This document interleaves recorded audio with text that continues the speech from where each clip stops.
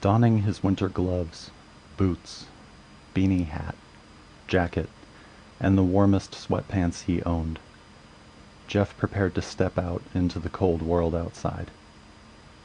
For the third consecutive week, a winter storm, colloquially referred to as a nor'easter, was ravaging most of New England with large quantities of power-disrupting, road-blocking, tree-felling wind and snow. The previous night he had cuddled warmly on the couch with his husband, Chris, watching as the suit-clad weatherman gestured toward his map of the area.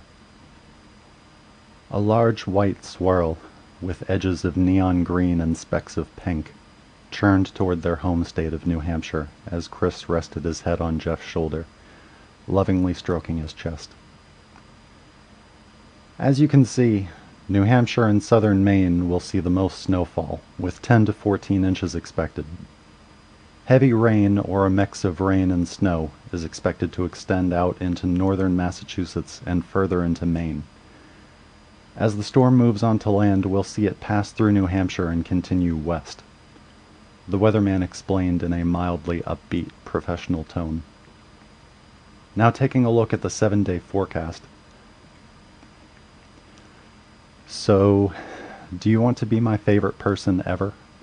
Chris had asked, his voice so sweet his words came out candied. Jeff had chuckled. I'm not your favorite person already? Well, yeah, but I have to work tomorrow. By the time I get back, I doubt my car... I'll shovel the driveway tomorrow while you're at work. He had interrupted with a smile, correctly predicting Chris's request. Now opening his front door to a banshee scream of frigid wind, he didn't regret his promise, but he wasn't exactly excited about it. He stood on the weather-beaten wooden deck of his front porch, surveying the landscape of his yard and the seemingly endless forest that encircled it. Each and every tree was thoroughly frosted with ice and caked-on snow. Branches, straining under their load, creaked and cracked as a strong gust assailed the area. As he watched, a large oak lost a sizable limb to this gale. He watched as it tumbled down to earth in a beautiful cascade of white powder, cracking several lower, smaller branches on its way down. There was little else to see. The continuing skyborne avalanche had robbed the outside world of most of its color and features.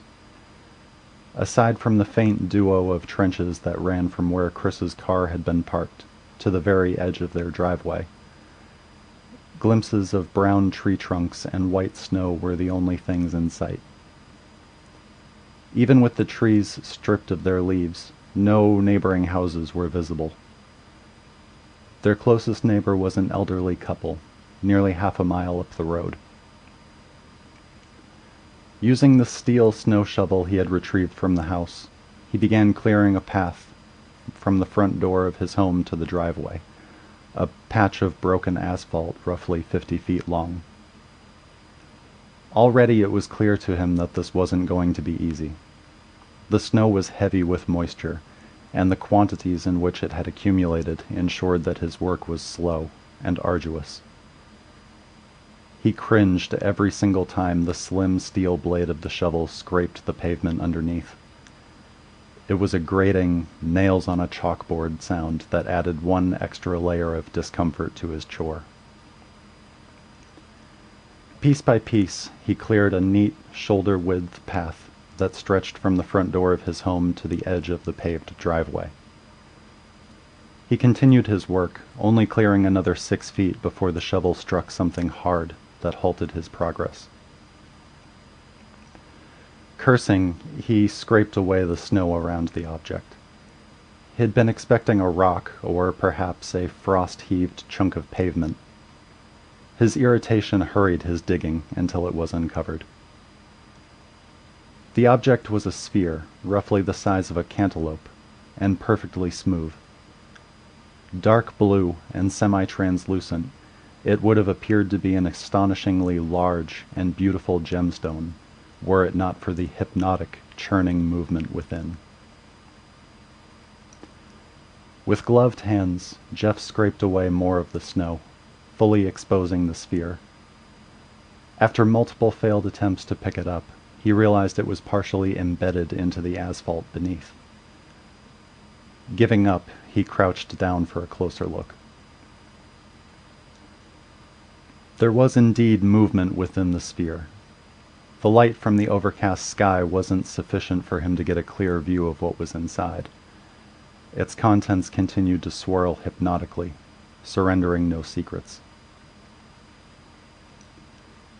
Jeff stuck his shovel upright in the snow next to him and stood motionless, wondering what he should do. He didn't believe this warranted a 911 call. What could the fire department or police possibly do about it?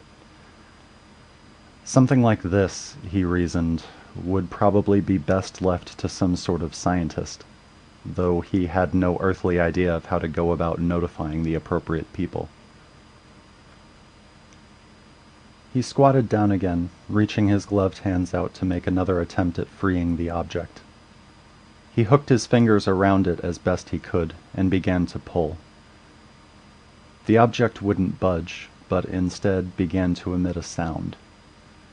It began softly, a whisper that even the falling snow drowned out, and increased in volume. Unrelated to the current temperature, a wave of chill swept over Jeff's entire form. The sphere began to hiss and spit, the sound of water cast onto a hot skillet, as the snow on and around it dissolved into beads of moisture. As Jeff watched, fascinated yet increasingly terrified, the sphere cracked. A single sliver ran vertically down the center, making Jeff think briefly of the slit pupil of a cat's eye, before widening and multiplying, becoming a spiderweb of cracks that spread over the entire surface. The dreamy, slumbering movements within were transformed to the writhing of a bitter captive. With an audible crack, like the harsh splitting of ice, it broke open. A sickening Prussian blue sludge poured out from the center, spewing forth two black creatures. Their size, and what little he could see of their shape, appeared to be similar to that of a large human hand. They emerged covered in the blue sludge within, which prevented him from discerning anything more than their size and color. He took a step back, his eyes never leaving the small puddle of mysterious gunk and the creatures birthed from it. They continued to writhe for a moment and began emitting high-pitched, chittering screams that made his pulse flutter. He took another cautious step back, then another, which caused him to trip a bit on the untouched snow behind him. He maintained his balance, but his eyes were momentarily drawn away from the mystery before him. Once he had recovered his footing, his eyes returned to the remains of the gem-like shell and the puddle of slime around it. Yet he no longer saw the two black shapes. The shrieking had stopped. Alert, his eyes began scanning the immediate area for any signs of them. Adrenaline surged as he realized he could see no trace of them, and he turned to start making his way back to the safety of his house. He had taken only 2 steps before he felt a blinding pain in his right calf. It was a sharp, piercing agony that caused the injured leg to buckle underneath him the instant it struck. Frantic, he twisted his leg and body around to examine the source of the pain. His first thought, irrational but present nonetheless, was that he had been shot. The first pain was replicated by a second injury, only a couple inches to the left of the first. It felt as though someone were repeatedly stabbing his calf with a sharpened pencil. The creature was black, with an exoskeleton in place of skin. In both appearance and anatomy, it appeared to be something akin to an insect, though not a species Jeff had ever seen before. Its most intimidating feature was a tail that more than doubled the thing's total length.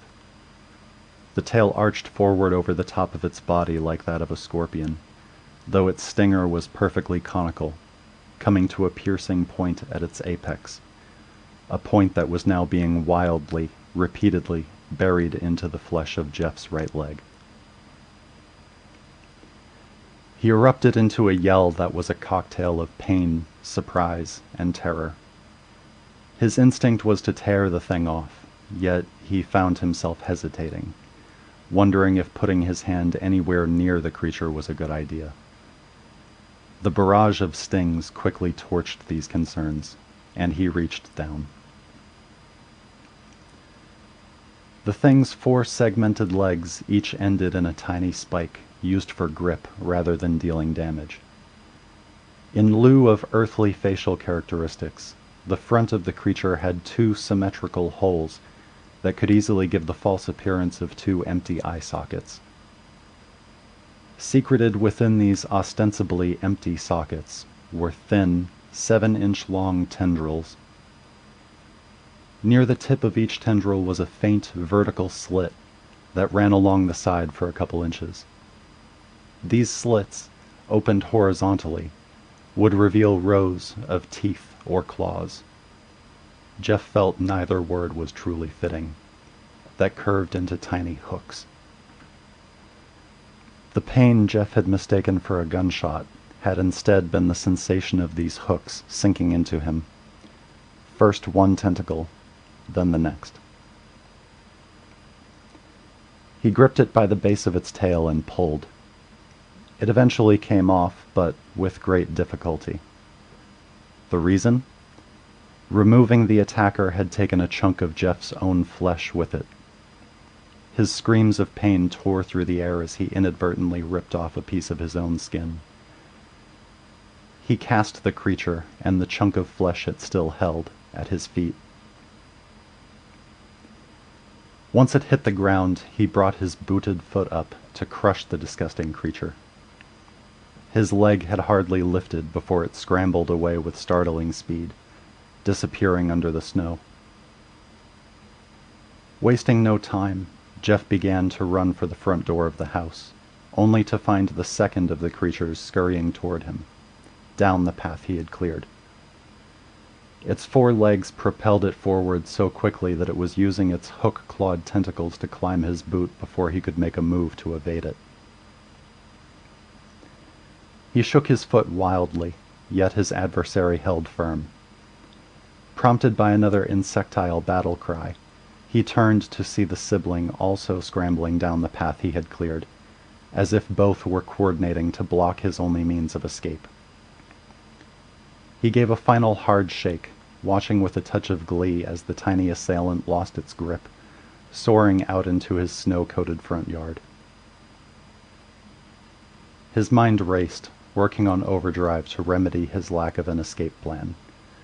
The front door was not an option, but he remembered his car in the driveway. Ignoring the attacker approaching from the front, he retreated to his car, praying he wouldn't slip and fall. He did slip once, sliding forward on one foot, arms flailing at the air, in a way that would have been comical under different circumstances, though he maintained his balance and did not fall. His hand trembled as it reached for his pocket. The tremors were made worse by the realization that followed. He had left his keys inside the house, and his car was locked. He had come too far to turn back. Only one option was left to him. With no concern for the possible damage to his vehicle, he clambered onto the hood of his decade-old white sedan, then climbed the slick windshield onto its roof, immediately peeking over the edge to ensure his pursuers would be unable to follow. Seated atop the roof of the sedan, upon snow that soaked his sweatpants as it melted, Jeff watched for signs of movement. Aside from the steady snowfall, he saw none. They were both hidden under the snow, somewhere nearby. He was certain of it, though he could neither see nor hear them. Yet as he focused intently, ready to react to the next attack, his ears picked up something else. A low, rumbling roar was approaching from down the street. Someone's paving the road, he thought, standing up on the car's roof as he caught a glimpse of a plow truck through the many leafless trees at the edge of his yard. The truck was quite a behemoth. Its painted yellow blade roared as it scraped the road bare, scattering a mixture of sand and salt behind it.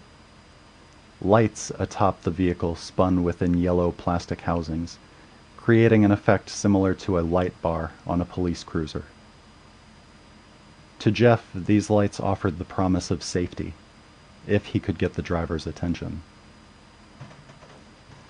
As the truck passed the edge of his property line, he began waving his arms. "Hey! Hey!"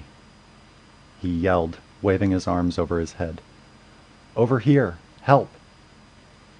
He couldn't get a good view of the driver through the whitewashed tree trunks that stood between them. The feeble daylight couldn't quite penetrate the darkness within the truck's cab. Time crawled as the truck passed in front of him. "Help me!" Jeff screamed, devoting every fiber of his being into being as loud as possible. If it could ever be possible for a person to scream with their entire body, he did it then. "Help, goddammit, help!" The driver's head turned toward him. In that moment, his rescue played out in his mind. The driver would stop, and Jeff would rush to that behemoth of a truck with as much speed as his injured leg would allow. The driver would open his door, and he would be driven away as he explained what happened, safe inside the heated interior of a vehicle that the creatures would never be able to penetrate. The truck did not stop, nor did it slow. It continued forward, the plow scraping the road bare and sending a sizable quantity of snow tumbling into a large bank at the foot of Jeff's driveway. As it passed, a device on the rear of the vehicle scattered the mix of salt and sand onto the freshly cleared pavement. Jeff watched as the truck turned a corner and passed out of sight. As it did, he released a breath he hadn't known he was holding. Although the truck was no longer visible, he could still see the lights. Those damned yellow lights that seemed to be his salvation now taunted him unmercifully in their exit. Oh, did someone need a little help? The lights mocked, their imaginary voice draped in equal parts sarcasm and genuine good humor. "Sorry, bud, better get comfortable. You ain't going nowhere."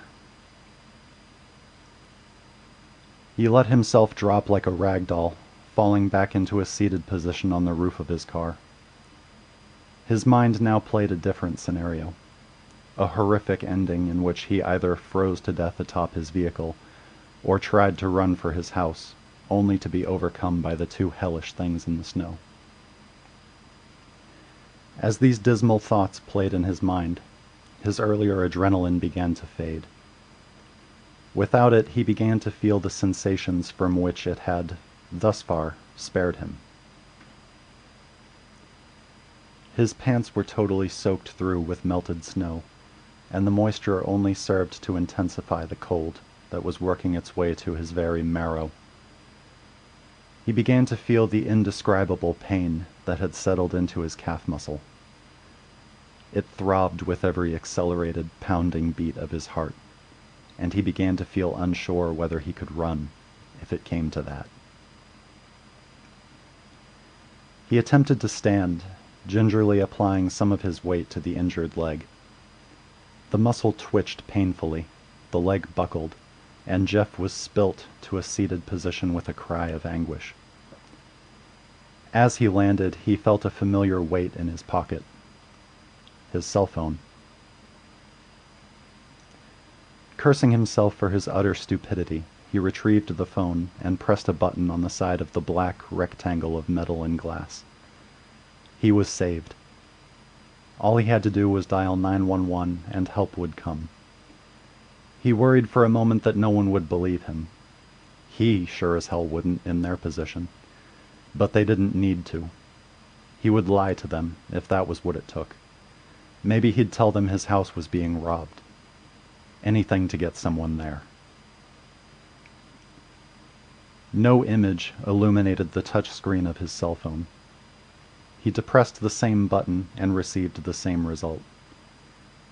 He felt his pulse in his throat as he held the button down, hoping the phone had simply been turned off somehow. But that was not the case. Nothing happened. Another chilling breeze reminded him that his sweatpants had been soaked with water. Water which had apparently found its way into the delicate piece of technology that could have saved him. He examined the phone closely and saw clear evidence that water had invaded it. Droplets of moisture, almost imperceptible, had nestled into a couple of the phone's vulnerable openings. The thin rectangle of metal and glass was now just that, and nothing more. The pain, the cold, the fear, the crushing disappointment, it all built within him until it boiled over into desperate rage. "Fuck!" he screamed, hurling the useless phone out into his front yard. With the faintest of whispers, it slipped into the thick snow. From where he sat, he could see the neat, rectangular entry wound. He jumped, startled, as the screaming of two tiny voices shattered the crisp air. As he watched, two pointed tails popped up from under the snow and raced to the spot where his phone had landed. Each raised tail sliced through the accumulated snow in his yard, drawing lines that converged on that single location. The screaming became more aggressive as the tails repeatedly raised and struck at the phone under the snow. For a moment he caught himself marveling at their speed, a morbid sort of appreciation for the efficiency and savagery with which the creatures could attack. They seemed to quickly realize that their prey was not anything living, and scattered again, raised tails cutting more lines in the snow before vanishing beneath it. The entire event had taken less than 10 seconds.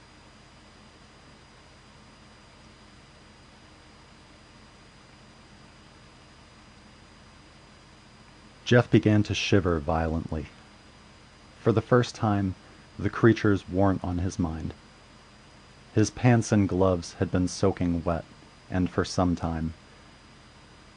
As he cracked and brushed away the ice from the areas of his clothing that had frozen, he began to question if the weather was the greater threat. He had never experienced hypothermia before, but he knew he was in danger of succumbing to it if he didn't do something soon. In warmer weather, he could have simply bided his time and waited until his husband returned from work.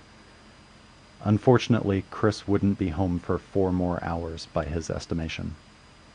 Was 4 hours too long to wait? Would he freeze to death by then?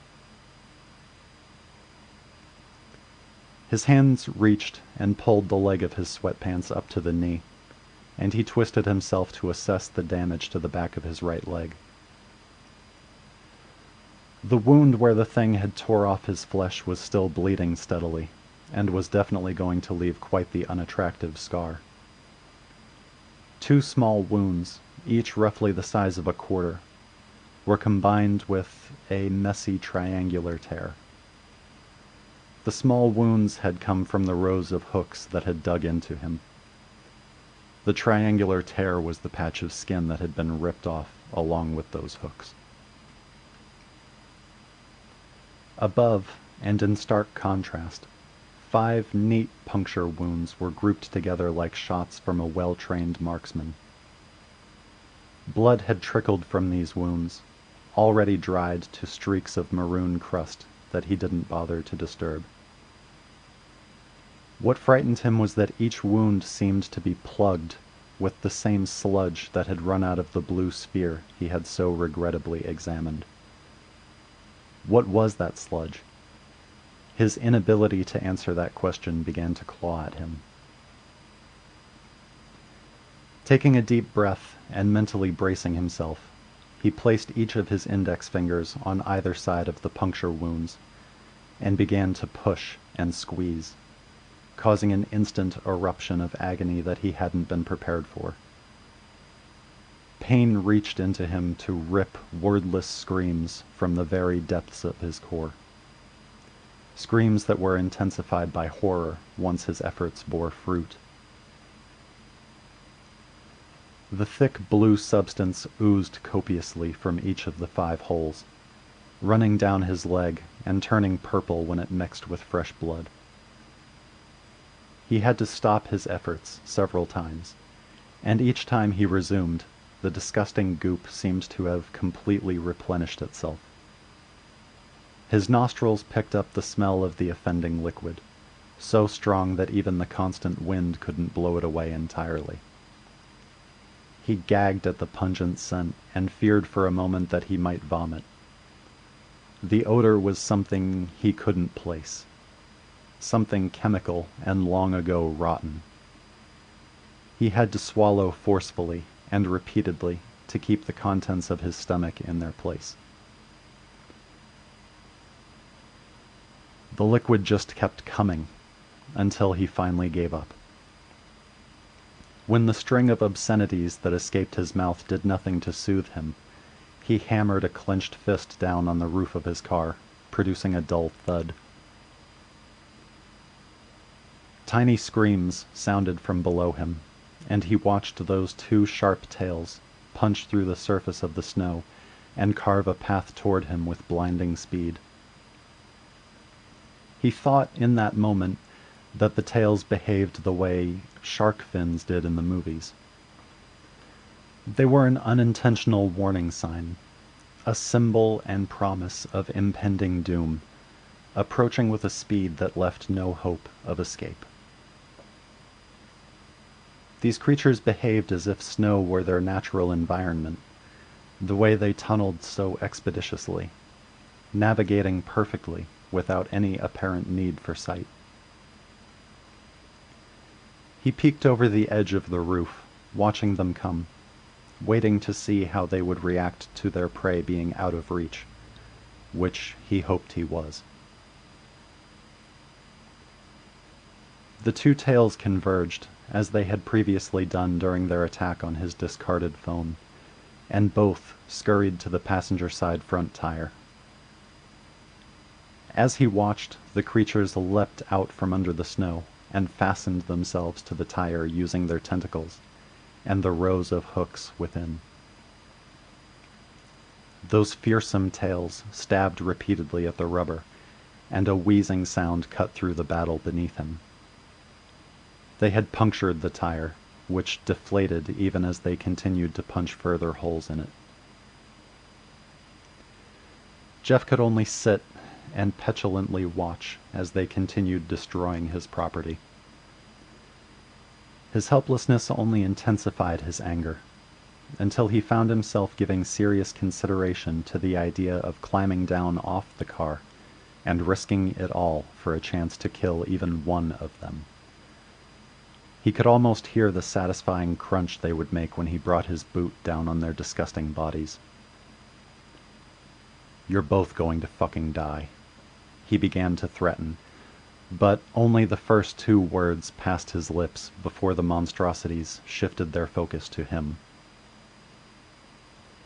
They leapt from the tire onto the side of his car's hood, causing him to recoil backward in fright.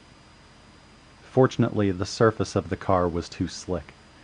Their tentacles and legs fumbled to maintain a grip on the painted metal, with most of their bodies hanging over the edge, until they abandoned their efforts and slid off into the snow.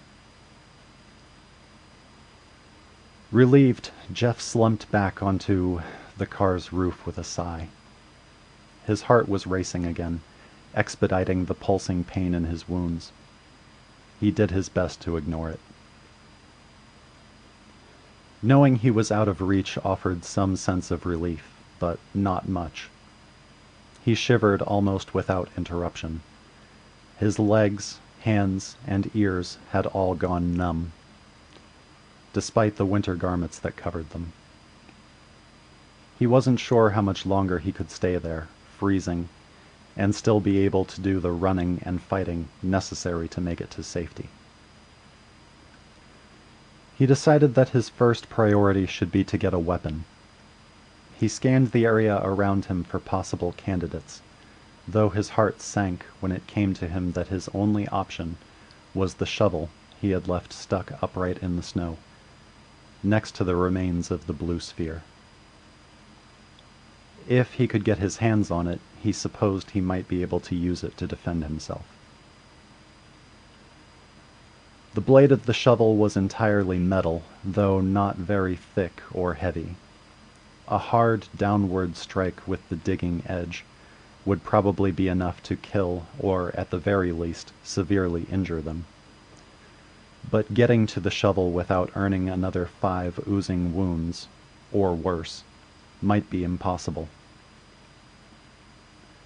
They were simply too fast. They tunneled through the snow completely unimpeded by the thickness of it. He knew he had no chance to outrun them. Yet, as an idea began to form in his mind, he began to believe he could outsmart them.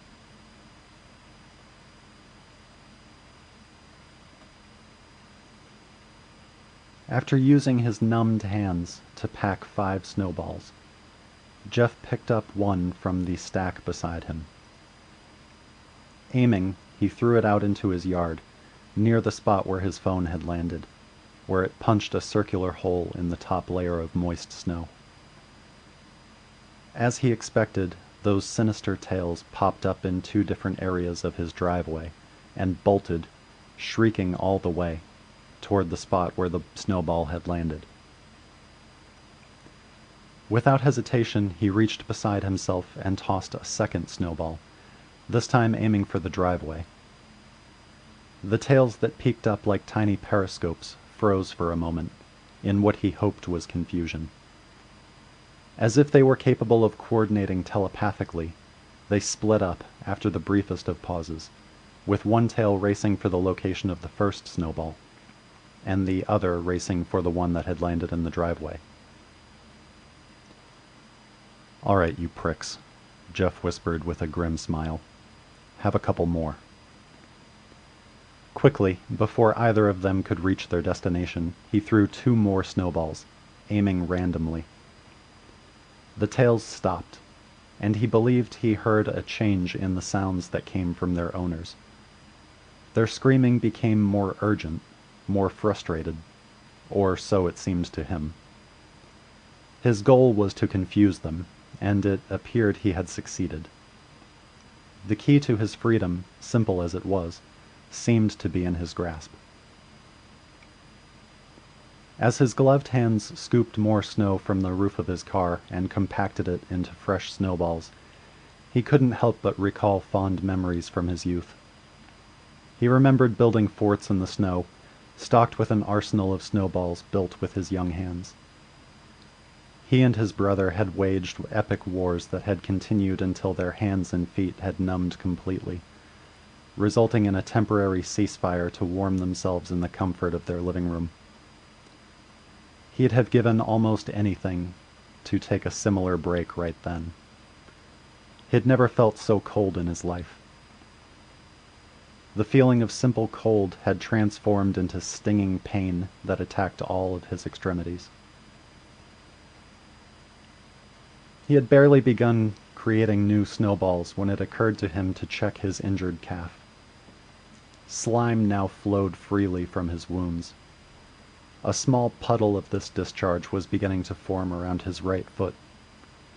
As he watched, the muscle, swollen to a grotesque size, spasmed painfully.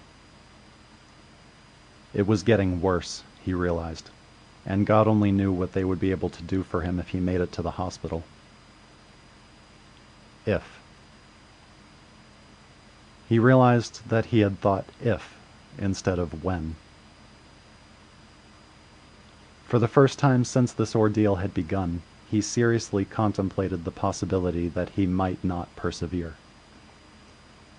It had certainly lurked in the periphery of his mind, yet an ever-optimistic part of him had assured him everything would work out. Perhaps that part of him was some ignorant feeling of invulnerability that comes pre-packaged with youth. That part of him was now conspicuously silent. He was only 25 years old, and had never given his own mortality such in-depth thought. He thought of his husband, and the danger Chris would be in if he got home while these things were still alive. He would be walking into an ambush, completely unaware.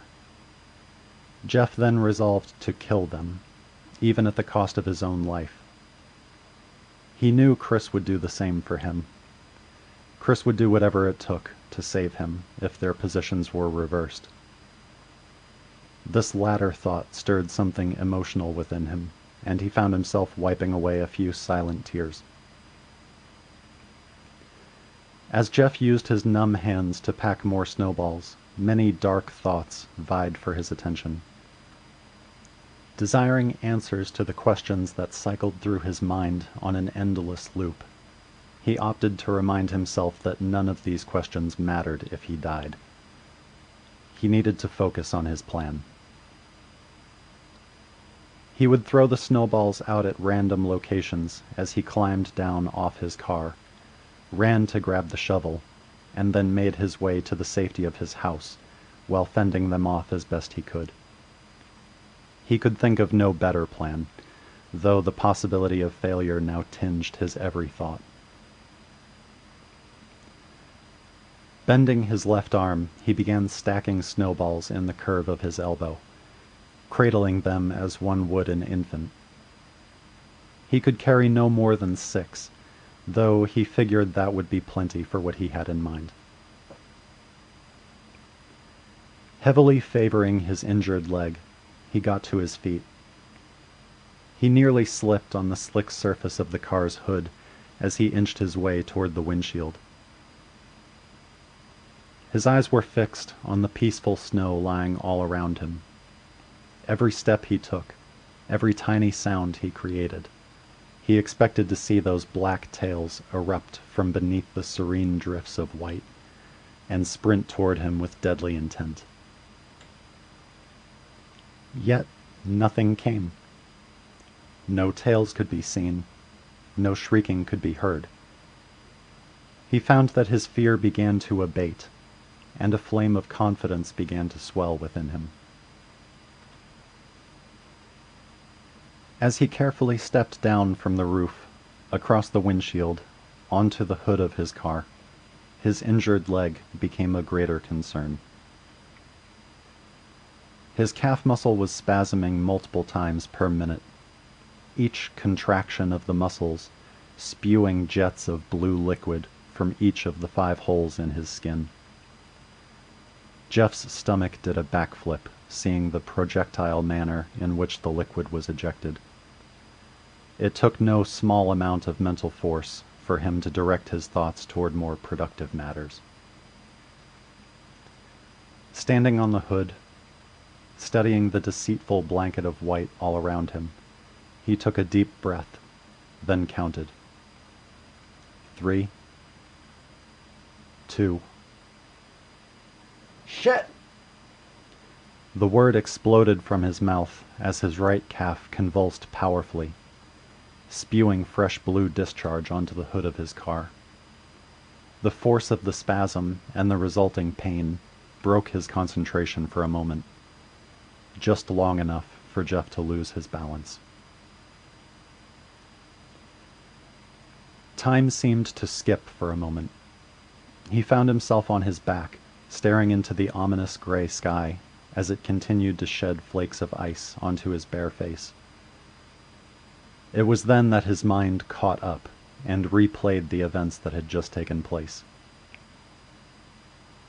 He remembered feeling his feet beginning to slide on the surface of the car's hood, and the ineffable, doomed feeling that gripped him by his throat as the sliding accelerated.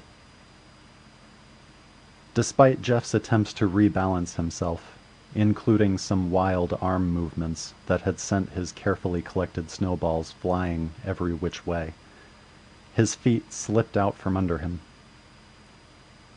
He had dropped hard onto his right hip, producing a hollow, thunderous boom as the blow dented the car's hood. He slid helplessly off his island of safety, landing on his back in the snow. Time returned to normal. As his senses returned, he wasted no time trying to stand.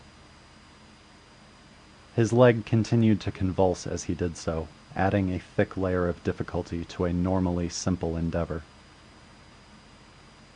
He couldn't say for sure when. His mind had been taken with other concerns during his fall, but the screams had begun again. He didn't bother to look for the tails zipping toward him. It didn't matter how close or far they were.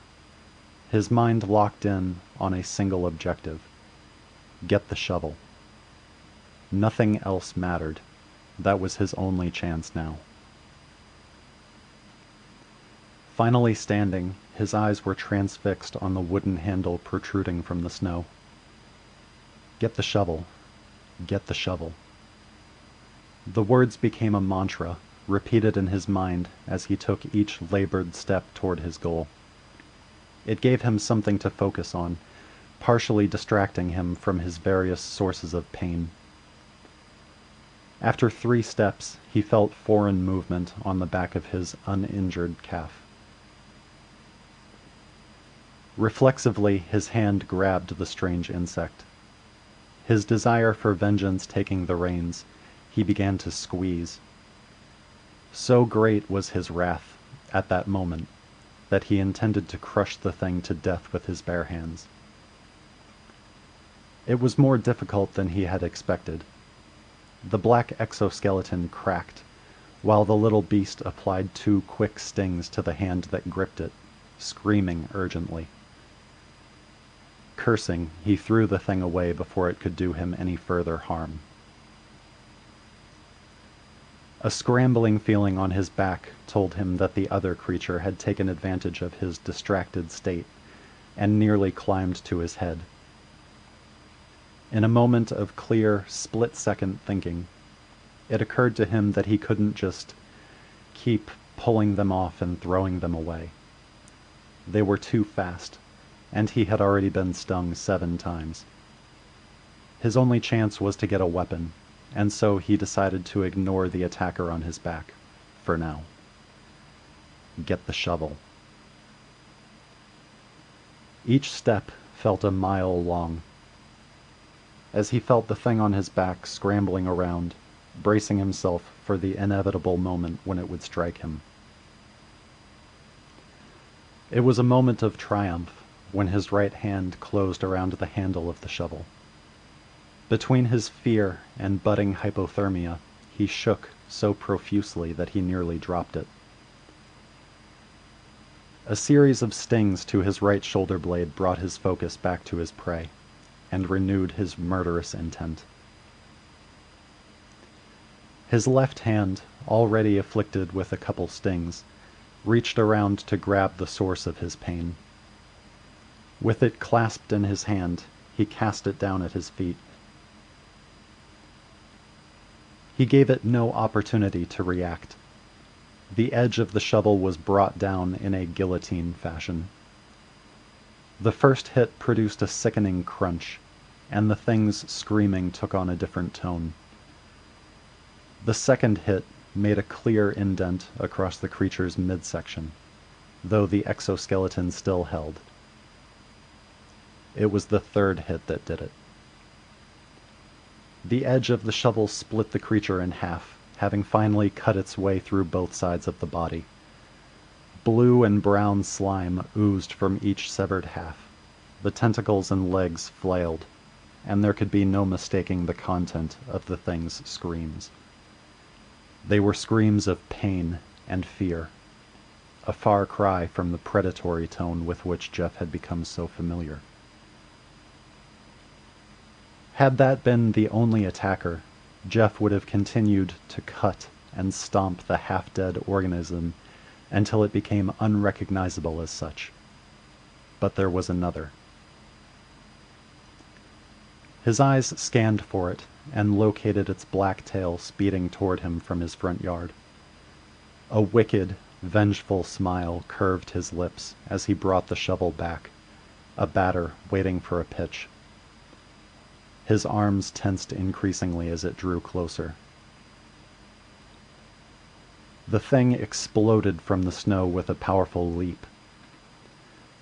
Jeff savored every detail. The plume of clean snow that had been cast outward toward him, the contrasting black shape as it launched forward in a trajectory that would have landed it onto his mid-thigh, and the metallic glint of the shovel blade as it connected and sent the creature rocketing into the side of his house with a satisfying whack. The two hits successfully dazed the creature, giving Jeff enough time to press the attack. As he had done with its sibling, Jeff brought the edge of the shovel down with all his force, managing to split the creature in half in only 2 strikes. Panting from the pain and exertion, he stood as a statue in the wind and snow, watching to ensure it was dead. After a minute or so of screaming and flailing, its legs twitched weakly, then no more. Striking one final blow, with such force that the shovel blade drove through the snow into the lifeless earth beneath, Jeff released his grip on the weapon. Leaving the shovel stuck upright in the snow, like a bizarre grave marker for his last victim, Jeff stepped away. As the legs of the creature curled in toward each half of its lifeless body, he lumbered toward his home and the safety it would bring.